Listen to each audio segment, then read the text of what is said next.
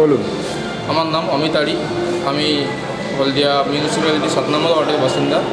তো প্রথমেই আমি হলদিয়াবাসী হিসেবে গর্ব অনুভব করছি যে আমাদের হলদিয়া স্মার্ট সিটি তালিকাভুক্ত হয়েছে। কিন্তু শুধু ঘোষণায় থাকলে হবে না। হলদিয়া স্মার্ট সিটি প্রথম যে পর্যায়ে যেটা কাজ হলে হবে সেটা হচ্ছে আমাদের চারপাশে যে নোংরা আবর্জনা সেটা মানে হলদিয়াতে ব্যাপক আকার, সেটা আগে পরিষ্কার পরিচ্ছন্ন হওয়া দরকার। বিশেষ করে আমাদের মঞ্জুশ্রী এলাকার আমাদের ফ্রন্ট সাইডে রাস্তার পাশ দিয়ে হাঁটতে গেলে আমাদের নাক চেপে হাঁটতে হয়, সেই পরিষ্কার হওয়াটা দরকার। প্লাস হচ্ছে রাস্তার পাশে যে বস্তি সমস্যা, রাস্তার ফুটপাথ দিয়ে হাঁটা এখন দায় হয়ে পড়েছে। পাবলিক মানে রাস্তা দিয়ে হাঁটবে না ফুটপাথ দিয়ে হাঁটবে, সেটাই এখন ভাবতে হচ্ছে।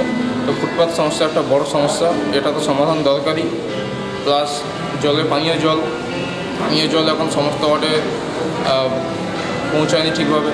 তার সাথে রয়েছে স্ট্রিট লাইট একটা বড় সমস্যা। প্লাস সিকিউরিটি সমস্যা, যেটা আর তার থেকে বড় সমস্যা যেটা যানবাহন। হলদিয়াতে একটু রাত হলেই যানবাহনের একটা বড় সমস্যা দেখা যায়। রাত 7টা 7:30 পরে পাবলিক রাস্তা থেকে কোথাও বাড়ি থেকে কোথাও বেরোবে, কিন্তু বাড়ি ব্যাক করা ভাবতেই পারে না। তো সেটা একটা বড় সমস্যা। তো এইরকম ছোটোখাটো কিছু সমস্যার সমাধান হলে আমার মনে হয় স্মার্ট সিটি প্রকল্পটা আরও উন্নত প্রকল্প রূপে আমাদের হলদিয়া পৌরসভায় স্থান পেয়ে যাবে। ধন্যবাদ।